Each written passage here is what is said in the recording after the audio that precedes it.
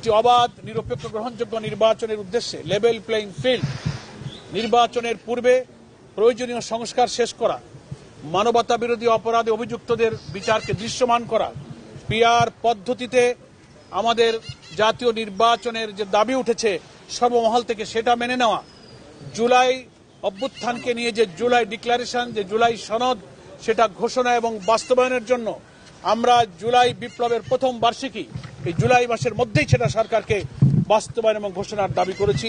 সেই দাবি এই ময়দানের জনসভা থেকে উত্থিত হবে।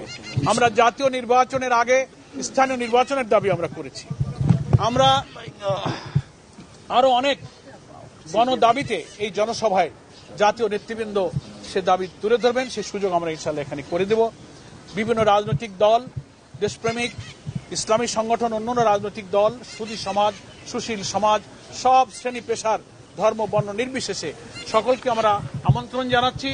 ইনশাআল্লাহ 19শে জুলাই আমরা এই ঐতিহাসিক জাতীয় সমাবেশে আগামী দিনে আমাদের জুলাই অভ্যুত্থানের গণ আকাঙ্ক্ষা ধারণ করে নির্বাচিত প্রতিনিধির কাছে ক্ষমতা হস্তান্তরের জন্য জবাব নির্বাচন, সেই পরিবেশ যেন নিরপেক্ষভাবে হয়।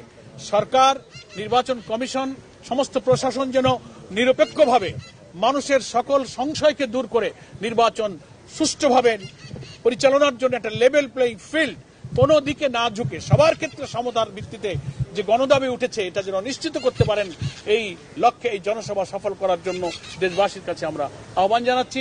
সরকারকেও এই জনসভা সফল করার জন্য তাদেরও প্রশাসনের সমস্ত বিভাগের, সরকারের সমস্ত পর্যায়ের যারা কর্তৃপক্ষ আছেন, পূর্ত মন্ত্রণালয়ে আছেন, স্বরাষ্ট্র মন্ত্রণালয়ে আছেন, বিভিন্ন মন্ত্রণালয়ের সাথে রিলেটেড যে সমস্ত কাজ, এই সোহরাওয়ার্দী উদ্যানের জনসভা বাস্তবায়নে আমাদের সহযোগিতা প্রয়োজন। আশা করি সরকার আমাদের এই জনসভা বাস্তবায়নে সেই সহযোগিতার হাত তারা সম্প্রসারিত করবেন।